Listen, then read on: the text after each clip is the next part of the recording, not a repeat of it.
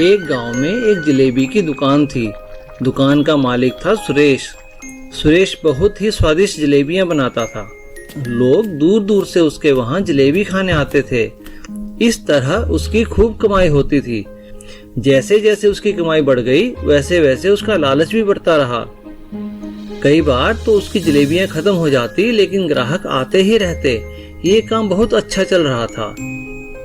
काम तो बहुत बढ़ गया है, लेकिन मुझे अकेले संभालने में दिक्कत हो रही है। एक दो कारीगर रख लेता हूँ, वो जलेबी बनाएंगे और मैं बस पैसे इकट्ठे करूँगा। अब सुरेश सिर्फ गल्ले पर ही बैठने लगा। उसने एक छोटा सा चुंबक अपने तराजू के नीचे भी चिपका दिया, जिससे कि कम जलेबियों से भी ज्यादा पैसे मिले। आधा किलो जलेबी दे दो। हाँ हाँ, क्यों नहीं। बस इतनी सी? ये तो कम लग रही है।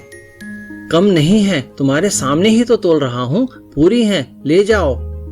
इस तरह सुरेश ज्यादा पैसे कमाकर खूब अमीर हो गया और मोटा लाला बन गया।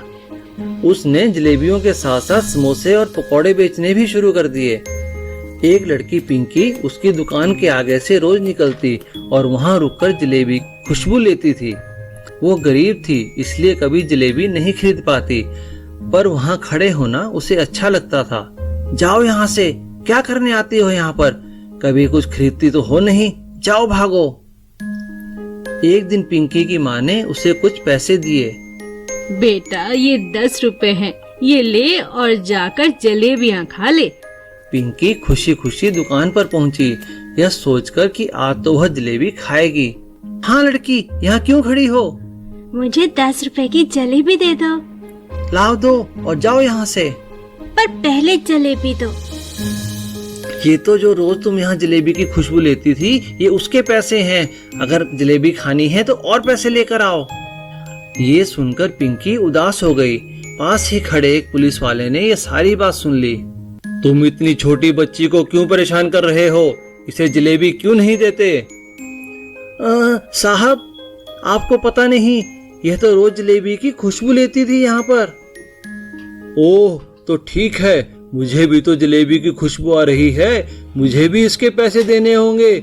मैं भी पैसे देता हूँ। पुलिस वाले ने अपनी जेब से 10 रुपए निकाले और उसको हिलाते हुए सुरेश को उसकी हवा करते हुए बोला, मिल गए तुम्हें 10 रुपए।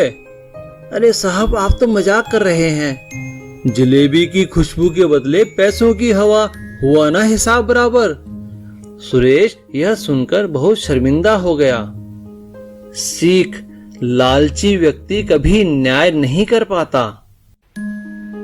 मुर्गी के अंडे की सब्जी। प्रबल नाम का एक किसान था। उसका खेत पूरी तरह बेकार हो चुका था। लाख मेहनत करने के बाद भी खेत से कुछ फायदा ना मिला। हे भगवान, समझ नहीं आता क्या करूं, खेत में तो कुछ उगता ही नहीं। प्रबल चिंतित रहने लगा और उसने खेत पर जाना भी बंद कर दिया। कई दिन बीते।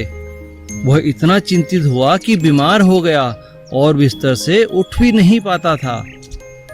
ये आपको क्या हो गया? अब हम कैसे जिएंगे? बेटा माधव, तुम ही कोई काम तलाश करो। हाँ माँ, आप चिंता मत करो। माधव अब दिन रात काम ढूंढता।